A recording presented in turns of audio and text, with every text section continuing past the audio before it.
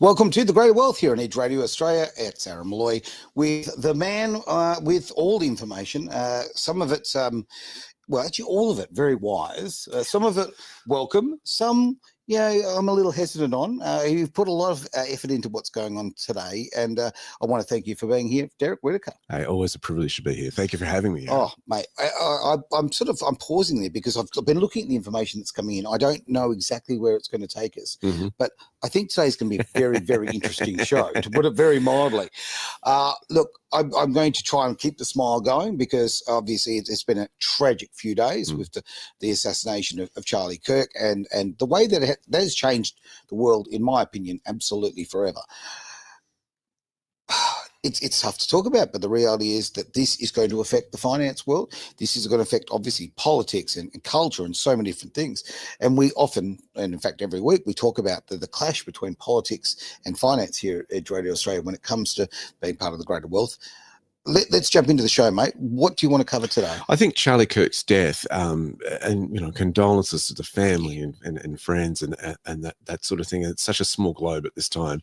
I don't think it's going to have a direct effect on economies, but we might see some indirect things coming out of this. And I think that's what we need to highlight here, because what has really been highlighted is the effect it's had globally. On people's consciousness and fights for freedom. And we've seen, Charlie kind of stood for faith, family, and freedom, and freedom of speech per se, and protecting those rights. And there's been a concerted effort by the socialists and the globalists to go from gathering wealth but power. We've seen that over it's never been more evident in our lives. And if you want examples of this, control economic freedoms. Okay, we're seeing that play out. Control political freedoms, control educational freedoms, control freedom of information, freedom of families, freedom of speech, freedom of movement, freedom of health and bodily autonomy.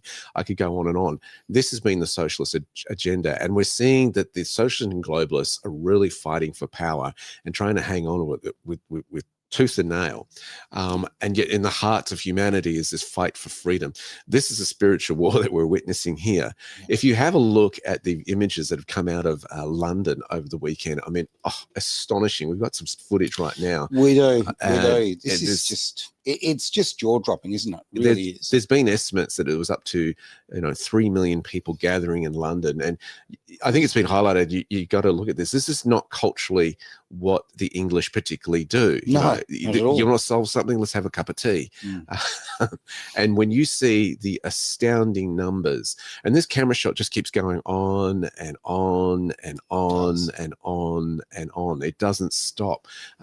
It's just phenomenal how many people are in this. You contrast this over what's happened in Nepal recently as well, where they burnt down their parliament, dragged their foreign the ministers through the streets in one case and situation. It's just people are fighting. We're not advocating violence and this sort of stuff. We're just certainly observing what's going on here in relation to people wanting to say, we've got to do this for our kids and our future. It's extraordinary, these pictures that we've witnessed. This is the time we've got to step up, and these pictures are you're spot on. I mean, extraordinary is the understatement.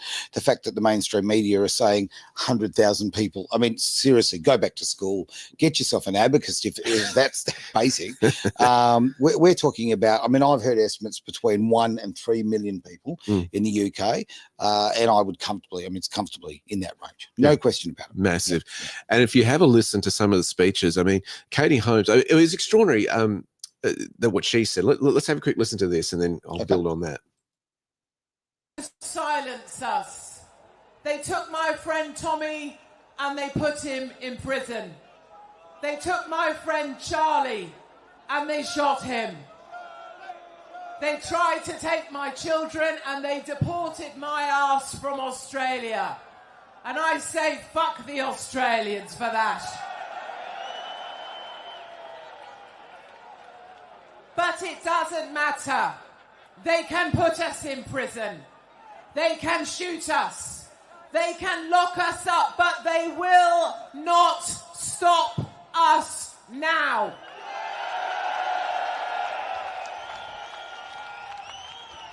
Because we are not here because we hate.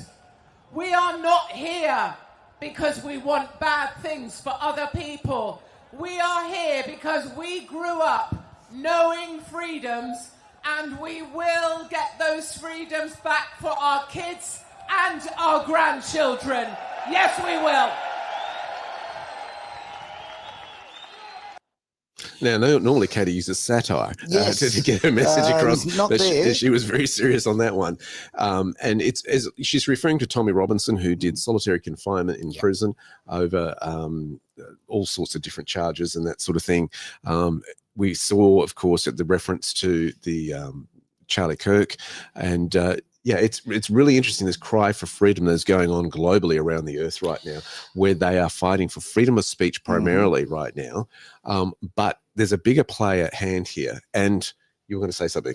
Oh, look, just purely, it is a worldwide phenomenon what's going on right now. Yeah. And this is what people need to realise. When you see people standing up in a little, country town Perth with rallies and demonstrations and so forth, we are part of something very, very big here.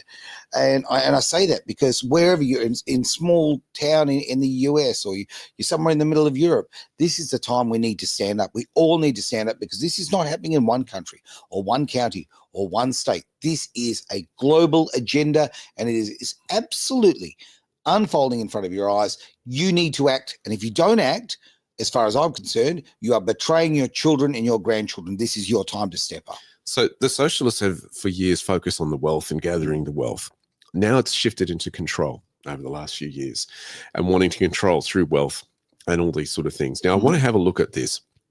Do you understand it from where it's going? America is in trillions and trillions and trillions of dollars in debt. Yes. But have a look what the Russians are saying regarding this, what they're anticipating Trump's next move will be to solve the trillions and trillions of dollars worth of debt. Now, why do I say this? Because debt is the thing that is enslaving the United States right now.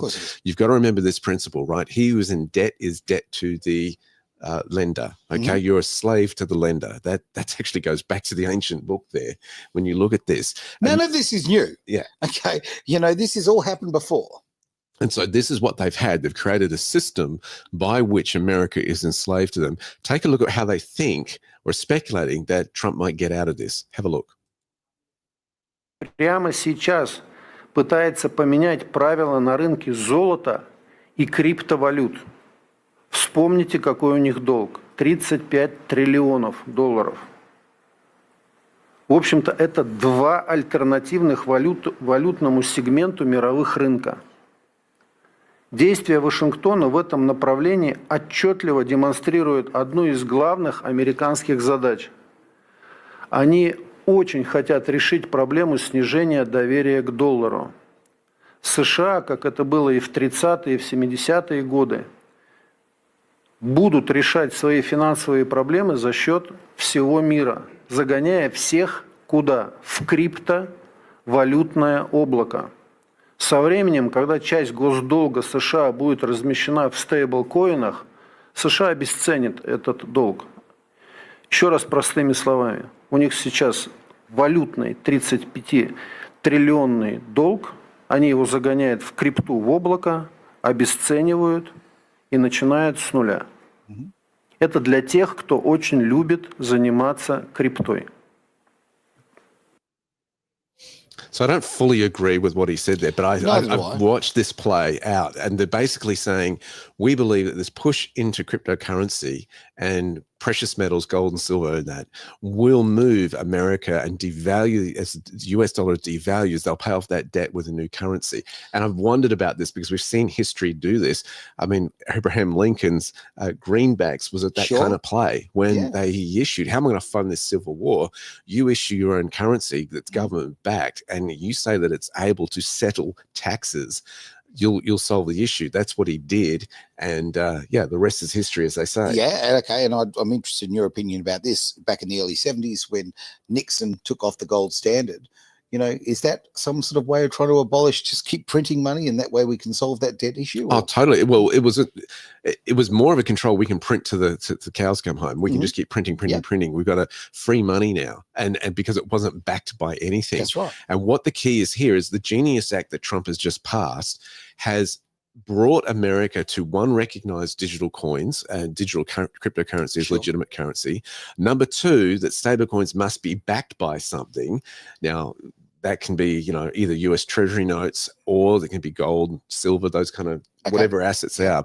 But the third one is that it's allowed the crypto companies and also tech companies to be issuers of currency, not bringing the Federal Reserve to the table and discussion on this.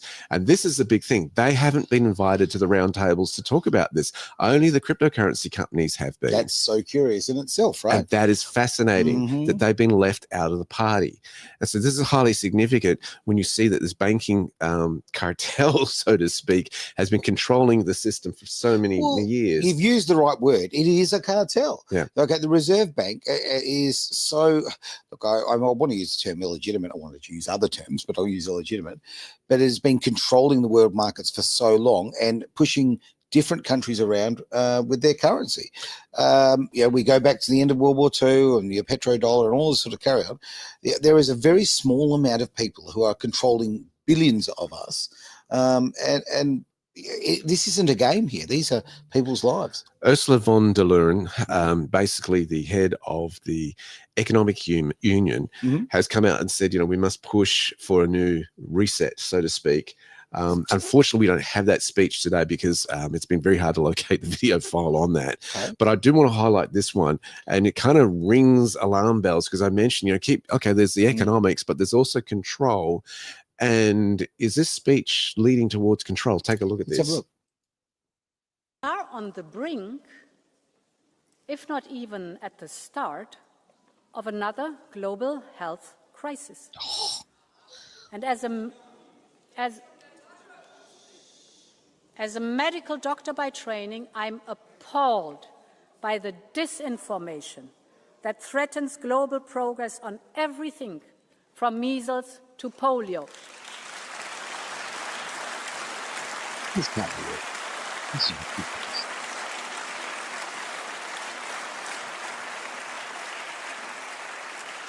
ridiculous. And this is why today I can announce that the European Union will head a new global health resilience initiative.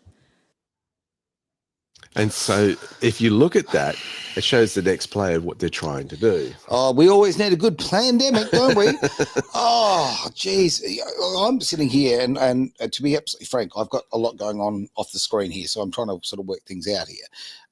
There is so much going on in the world right now. We have so many, as they keep saying, I love the term bad actors, I do.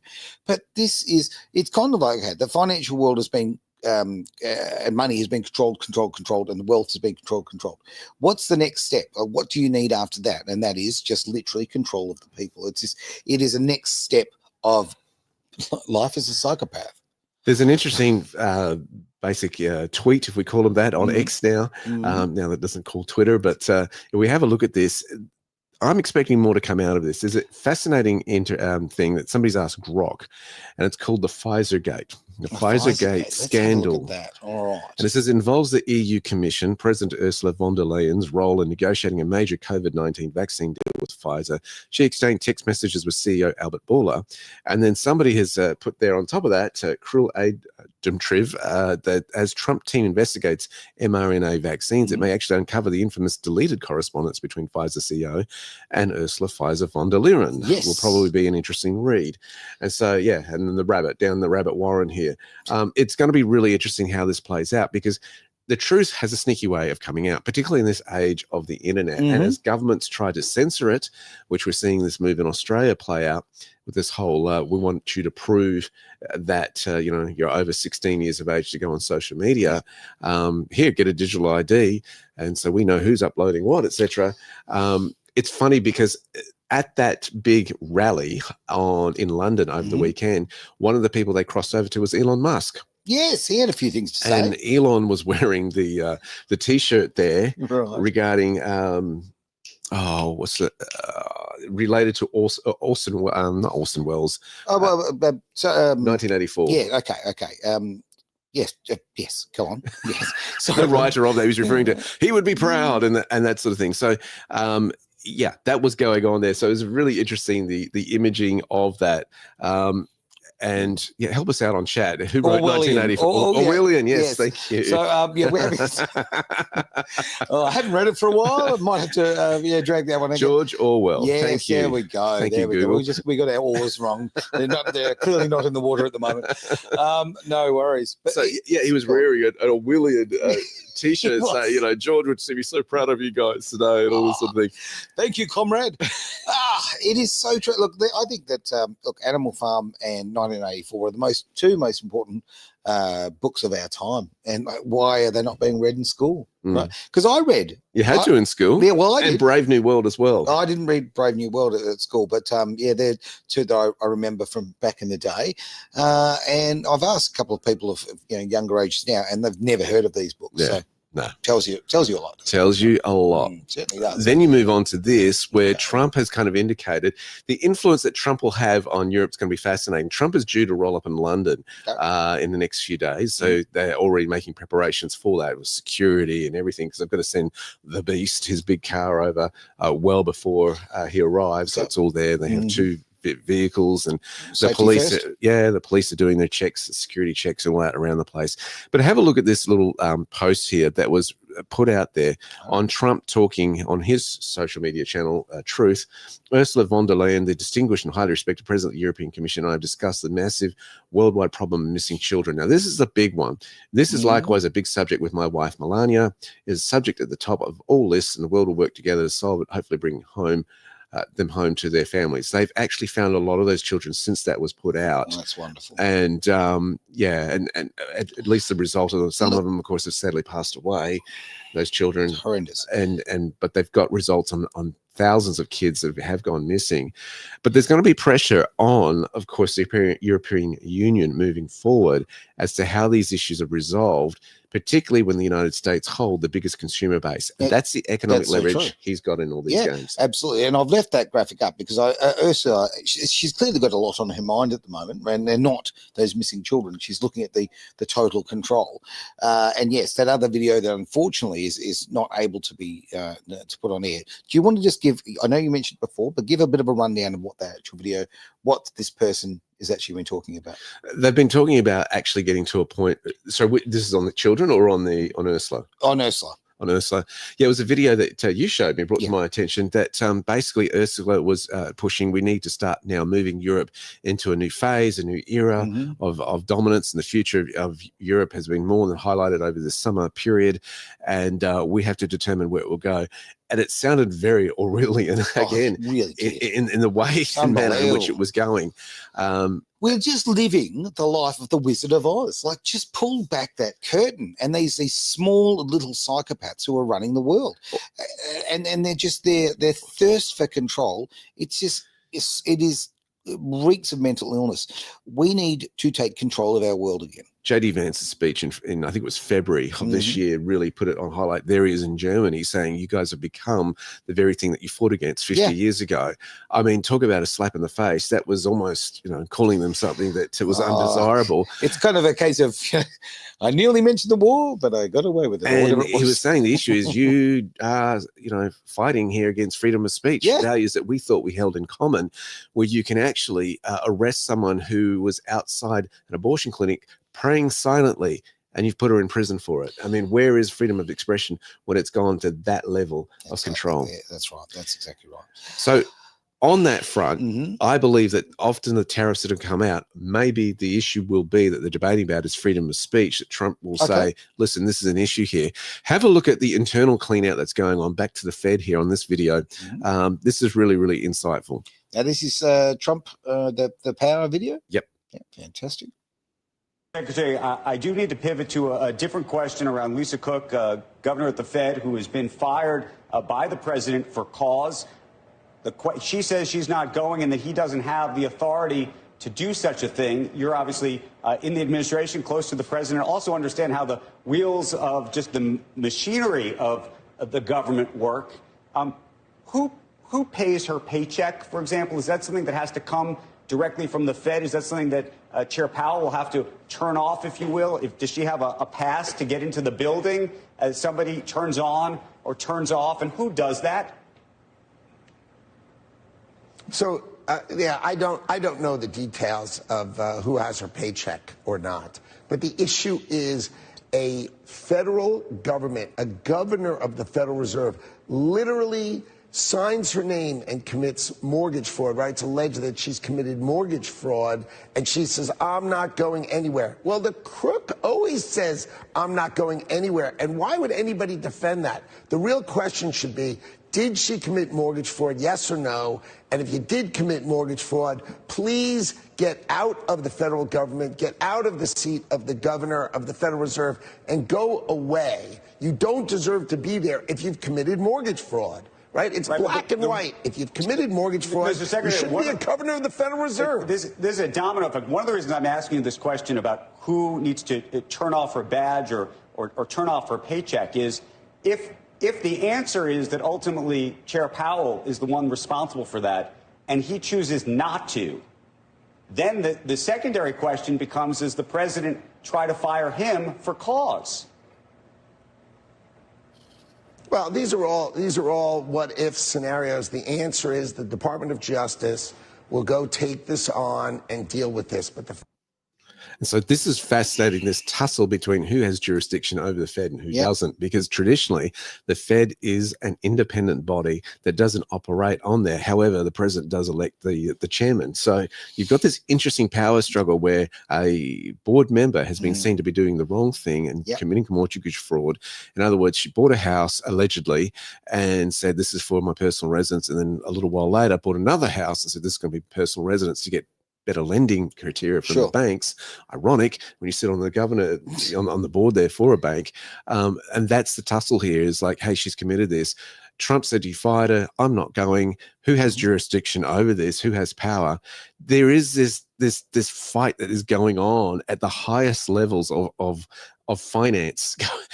Power brokers are being done in terms of the presidency's power versus what is supposedly being a privatized independent body. Yeah, and when you've got people with this position of power and they are very clearly using the laws for their own personal advantage, you got to think about the quality of these people and their ethics. These are the people who are controlling it.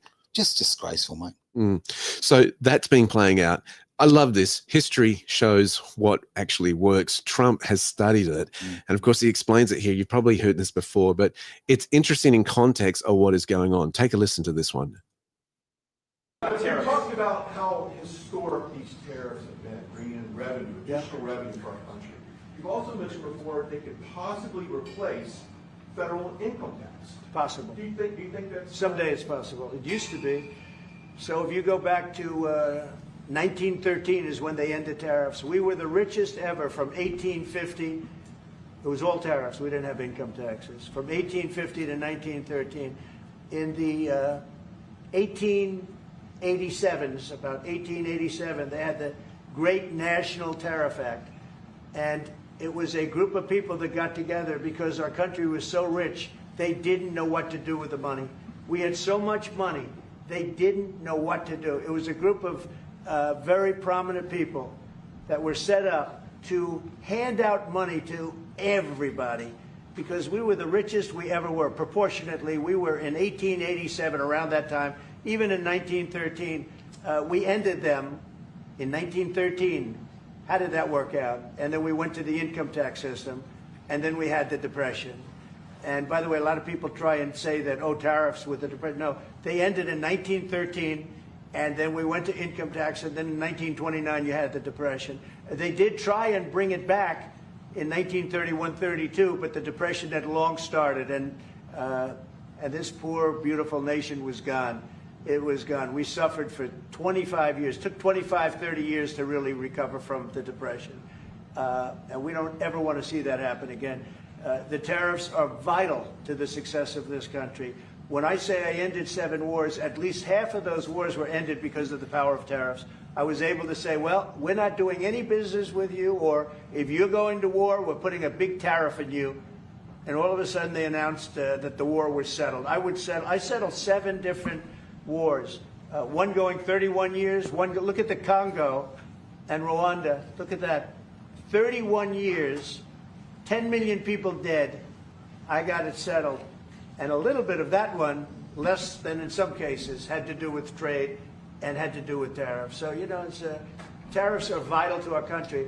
And just so you know, other countries use them on us, but I just use them a lot better. We're in a much better position. We have trillions of dollars coming into our country. If we didn't have tariffs, we would be a very poor nation, and we would be taken advantage of by every other nation in the world, friend and foe. We're not going to let that happen. And we have a very, very big case in the Supreme Court. I can only say this. Our country has a chance to be unbelievably rich again, but it can also be unbelievably poor again.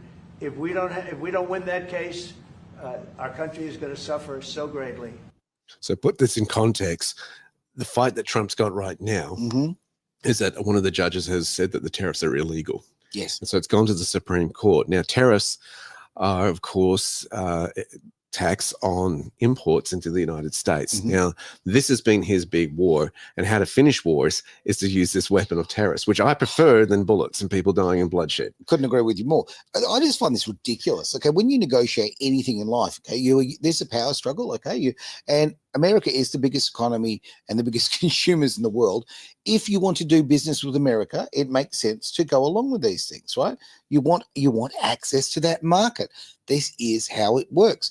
And that judge who's actually said that tariffs are illegal. I mean, I don't understand. Obviously, I'm not an expert on US law, but it just doesn't seem to make any sense. We've always had tariffs. I think it's just trying to slow the process down. And of course, how much of these judges have been influenced by the socialist regime. They're looking into all of that right now. But put it in context, right? So you've got the tariff battle going on right up to the Supreme Court to try to solve the debt issue. You've got the whole thing where the Fed was not invited to the table as far as cryptocurrency legislation was concerned. So they're a little stung in the ego there. Yeah. And then you've got, of course, Putin's advisor saying that it looks like if they become the crypto cloud controller of the world, that's how they'll settle their debt. And this is how the rest of the nations will have to play along. And you see what's unraveling here is this big tussle, the desperation to hang on to power by the globalists to push a socialist agenda on. And yet the humanity is fighting back for not just themselves, but for their kids and their grandchildren, as Katie Holmes put it so beautifully. I think it's Hopkins, isn't it? Hopkins, I'm sorry. No, I think they actually, the internet, somebody on the internet's actually labelled it incorrectly. I beg your pardon. Maybe Hopkins. I'm wrong. Who knows? But she put it really beautifully the way she put that. And so you see millions, records of being broken, of people showing up.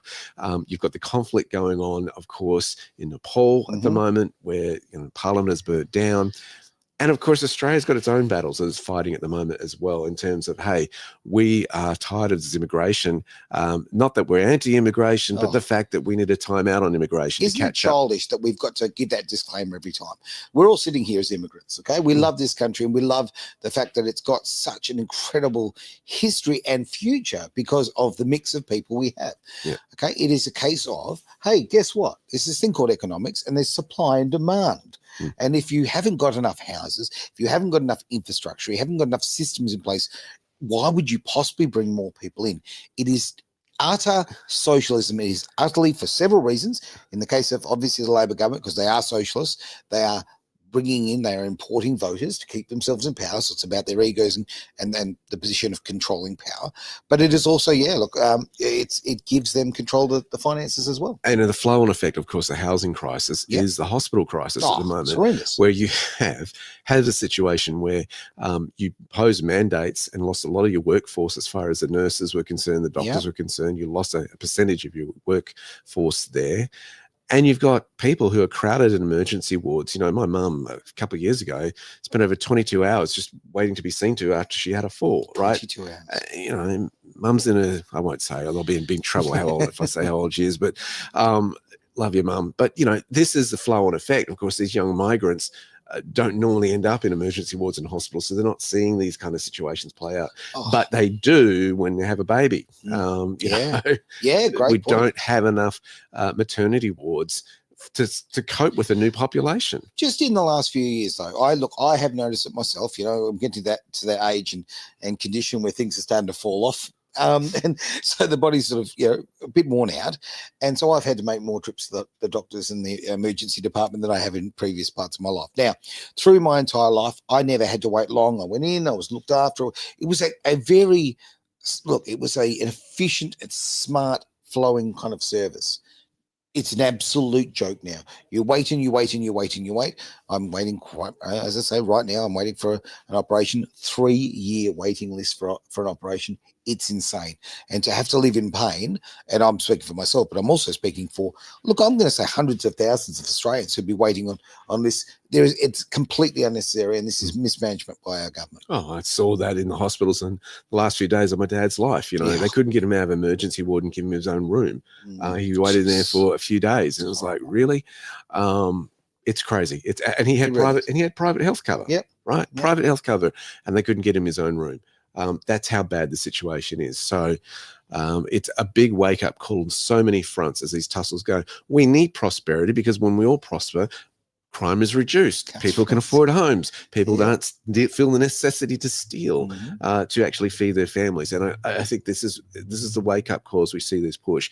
And of course, the whole Charlie Kirk incident surrounded all this in terms of his fight for freedom of speech, and to have open debate on college campuses highlights it's enormous how the world has embraced this.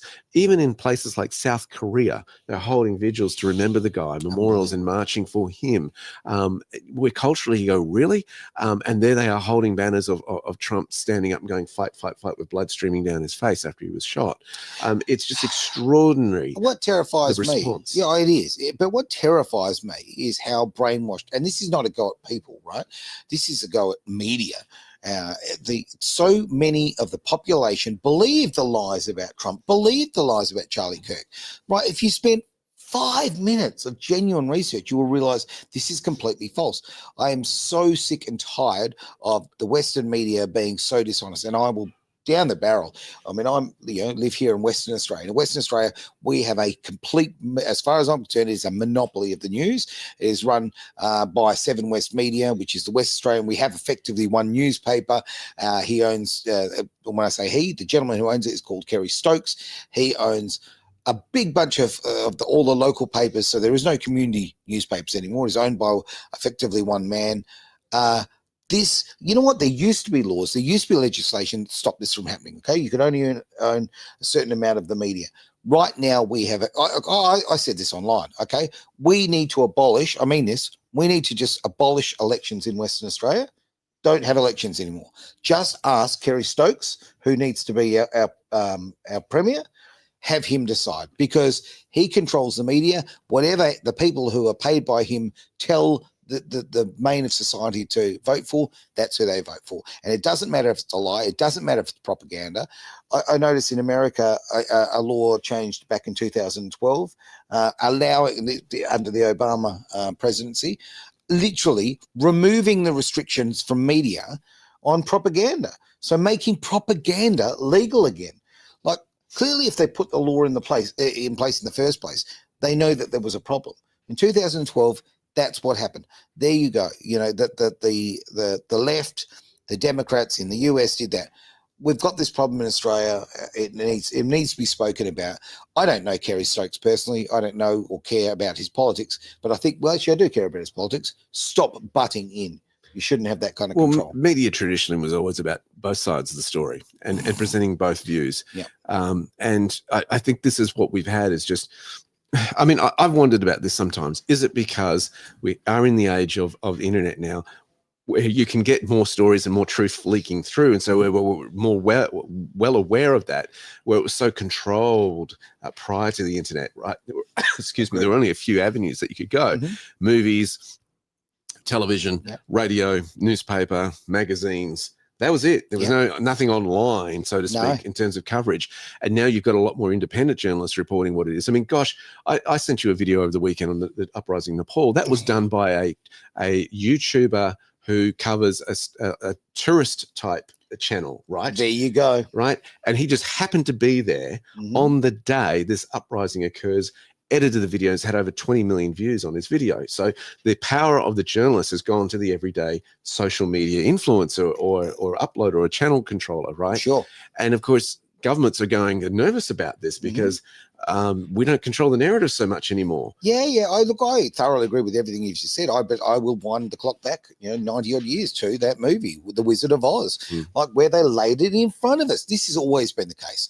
I used to believe that the media used to be honest, as I say, worked in it, all of that kind of thing. I believed they were there as a service. I believed in all the integrity that most people believe. All right. The most people believe you watch the ABC, theoretically you should get the facts. What a load of rubbish. I think for the last 100 odd years, okay, we'll go back to the turn of the last odd century, okay, back to the year 1900. From that point onwards, it has been nothing but a farce, nothing but control. I think we need to really look at history and wonder what actually really happened. So the globalists are kind of pulling the strings, or have been, and the politicians are the puppets. And this sort of dynamic has been going on. And of course, they say follow the money. Well, that's what they're doing right now, given that this assassination has occurred in the United States. Was it funded by someone behind it all? Follow the money path. And who is influencing US politics? Who's influencing our education campuses on colleges that, kids are paying thousands upon thousands of dollars and getting a major debt even before they start their careers, just so they can have an income.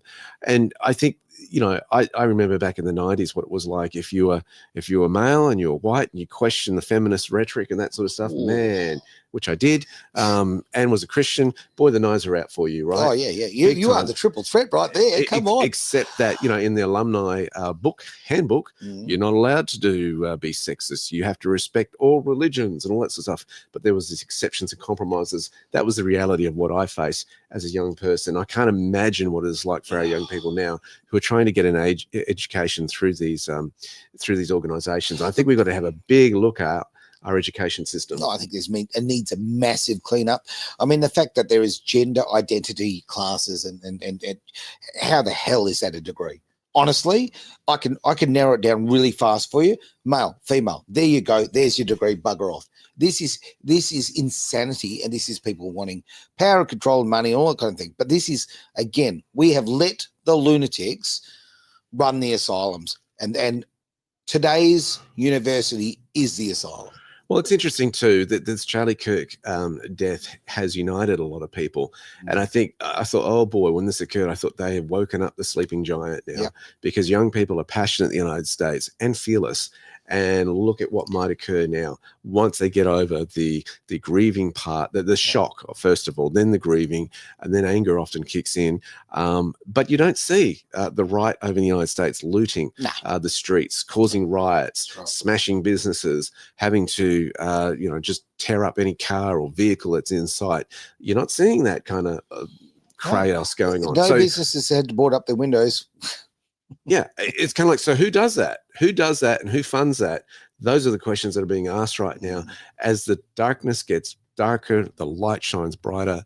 And it's going to be fascinating to see how these indirectly affect economies moving forward. Are we expecting more upheaval? Yeah, it's going to be a rocky, bumpy ride, I think. All right, let me throw you a curly one. After we've just seen, Dr. Evil in a dress, Ursula, whatever her name is, doing her thing, basically, digging in her heels and sort of saying, we're Europe and we'll do it our way. Well, again, they want access to the US market. Now, do you think that they will actually, do you think they'll hold tough, or do you think that ultimately the US government will actually be successful, quite frankly, in bringing back free speech by using economic means to control, I think it has. I mean, the battle was always going to be the Goliath had to go down in America, right? And we saw that play out in November of 2024. Sure. And we've seen the changes just in, what are we, 9 months in now, of big overhaul going on. I think the left are desperate to hang on to power, and this has highlighted the desperation there. I think they're nervous in Europe and realizing, hey, we can't actually roll out the plan in the time that we thought we could and how we wanted to, because the big issue for Europe is defense. And they have relied through the NATO agreement with the United States Defense Forces to come to their aid, lest they have a big war breakout. Sure. And America's going, you know what? You need to be more independent and fight your own battles here. Mhm. We're taking a step back. If we're not sharing our common values, why should our American boys and girls risk their lives for your causes Fair if you're argument. going to play these kind of politics without sharing common values that we thought we had? And that's a fair argument. And also, it's made them very nervous with, of course, the battle that's been going on in Europe at this time. Yes, yes, absolutely. I think for far too long that everyone's seen the Americans as very much the police, for the world, and Europe has sat on their laurels and spent nowhere near the amount that they need on defence, and the arrogance of that. And I also want to say this: whenever I'm certainly speaking for myself. When I say I'm saying something negative about what's going on in Europe or Asia or this or that, okay, I'm not talking about the people. This is so important, because there's so much hate and divide here. Okay, I've got so many friends from all around the world. I talk to people of different cultures. It's ridiculous to think that. I'm talking about regimes. I was going to say governments, but they're not governments. They're regimes. It's politics. Of course, it is. Yeah. So the people in power are the ones who are bringing this. I never want anybody to have an attitude or a negative attitude against people of those nations. And why we're bringing politics up so much on an economic show is because politics is a direct relationship with economics. 3 things affect the stock market, for example: politics, economy, and interest rates, which the Fed is going to be reviewing. Are they going to drop the interest rates in the next few days? Well, that remains to be seen. If they do, there are concerns that it might weaken the US dollar, and the flow-on effect to Australia might be really, really interesting in terms of imports, in terms of how the Aussie dollar responds to that. And the Australian stock market often follows what the US does. Yeah, so very true. There are, the Fed's been going, but inflation, we're nervous about inflation. We want to get it down to 2%. I've seen evidence of suggesting that Jerome Powell is not a fan of Trump. And why would you be when Trump's been going around saying he's incompetent? Yeah. I want to fire him and get rid of him. So I can understand it. I get it. But yeah, is he just holding up and keeping the interest rate as where it is at right now? Okay, I don't know. I'm going to ask the most naive question in the world. Mm-hmm. Why do we need inflation? Why do we need it? It's not that we need it. It's something that occurs because what happens is as money supply becomes more available, people start to choose more for prices. We see prices go up. So, for example, housing. If there's more money to be loaned out, more people get approved for home loans, stimulates the economy. Businesses get loans, they employ more people. People are earning more, they'll spend more in housing, and the housing market goes up. And of course, the cost of living rises. So that's why it's one of these effects of the economic system. Yeah. So the Fed likes to keep it around 2 to 3%. They're now going for the lower one, 2%. And Trump's going, listen, we got a bit of a homeless crisis here in the United States. And a lot of people could afford their own home if interest rates are a little bit lower. We'd get them off the streets in their own place. Of course we could.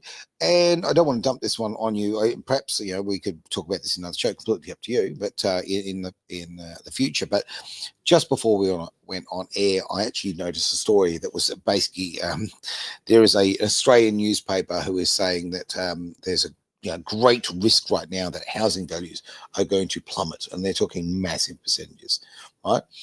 Maybe that's something we could talk about in the future. Yeah, we can look at that. A little bit more research, because again, why I'm kind of bringing it up is, again, is this more media manipulation of the market, or who's pulling the strings? I think the Australian housing market is very much controlled. Very much controlled in terms of land release. We should not have homelessness in Australia. No we reason really for it. shouldn't. With the wealth that we've got in terms of our minerals and resources and agriculture, we've got the best of the land there is, and yet we've got this homelessness going on. Crazy. So it's just absurd, and a lot of it is manipulation in terms of the housing land releases and what will they allow us to do. Yeah, and a lot of people have got the perception that homelessness is just people laying on the streets, or some people with alcohol problems, drug problems. What a load of rubbish. Okay, we right now in Australia, obviously there are people who through circumstance choose to live that way, and that's their choice. But there are right now families living in tents, families living in cars. This is a first world country, a country has resources you can't imagine the wealth that this country has. We give all our money away on gas. We do this, we do all these incredibly bad things, or our government does. There is no reason why every day Australians and working Australians should be homeless. It is sick. Well, one of the things that we could fix some of this housing crisis Mhm. is to repair marriages and make it far less, make it more favorable for partners to not have to both be working economically to put food on the table. Take that stress off them. Yeah, but there's crazy talk. Come on, if you break up a family, now you need 2 houses. Okay, now you need an extra car. You need an extra power bill, an extra water bill, an extra this bill, right? It is so good for the economy to break up families. I tongue is so far in my cheek. It just disgusts me. It really disgusts me because, okay, life should be about relationships with others. It should be about love. It should be about, encouraging people to be the very best they can. Yep. It should not be about dollars and cents. Yeah, we've got both partners working, and the kids are being brought up by institutions, which of course the government controls. Yeah. And it's not just from the education side in terms of going to school, but it's before and after school care. In between, I've seen kids go to these institutions from 6 a.m. in the morning and get picked up at 6:30 at night. I mean, that's not much of a family life 5 days a week. Oh, look at this. Yes. Oh, thank you, Taz, for this fantastic comment. I think if we got rid of a lot of Airbnbs, there would also be a lot less homeless people. I know some people are living in a caravan in their relative's backyard. Yeah, it's a common thing. It really is a common thing. The caravan thing at the moment. Well, I've certainly been touched with it myself. So, when my house burnt down, like trying to find a rental, trying to find somewhere to live was just incredibly hard. Airbnb, she raised an interesting one. There's 2 sides of that. There is the side where people make investments into these kind of properties and then want to do it on Airbnb numbers. And that's a financial decision. It's I hear what she's saying, but there's always 2 sides to it as well. Yeah. You've got to have the investor rewarded as well. Look, and on that one, Taz, while I understand and from a human point of view, I completely agree. Yeah, look, also people have taken big mortgages out on their houses to make that financially viable. I mean, Airbnb affects me and benefits me. I'm going to say it out front, right? I've got a family of 6. Do you know how hard it is to find a hotel for a family of 6? We've got to rent a house, right? For a few days. So I understand what she's saying, though. She has a very valid point. It's a funny game, that one. I was wondering if are there any more comments you want to cover? No, you go. I was just going to say, why don't we go to just to finish on, of course, Tulsi Gabbard's comment here. This is at the Kennedy Center, where they're paying tribute to his life. A lot of high-profile politicians are there. We're hearing even Robert Kennedy speak about him, the press secretary. This is Tulsi's tribute. I thought she said it really, really well. Take a look at this. Big fan of hers. The moment she appeared on the scene, I just thought, like, you get it. Of anger and hopelessness and hate right now, some of them protesting outside this hall today. Unfortunately, they do not have the spiritual happiness that Charlie experienced. They're empty. And this is where their anger is coming from. It is their rejection of God, their desire to be God, and therefore they have made God their enemy. I have hope today that every one of us will do our best to shine the light of God's love in our lives and in our work, that we will treat each other with aloha, respect, and stand strong and unshakable in the defense of our God-given rights and freedoms. May God bless you all, and may God bless this great nation. Aloha.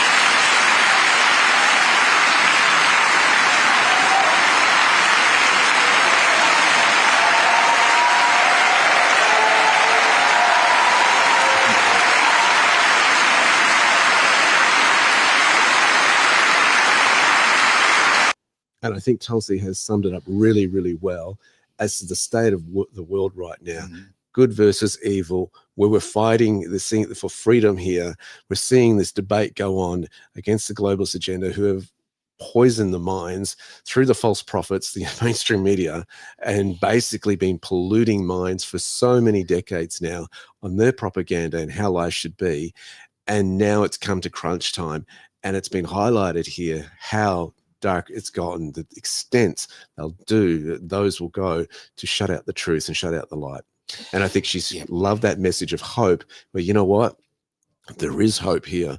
Yes, we miss this freedom fighter, we miss Charlie Kirk, we miss the influence that he had on his life, but what an example for us to live our lives with courage, with bravery, and to do our life assignment. what he said. That's perfect, mate. Thank you very much for being part of the greater wealth here on Edge Radio Australia.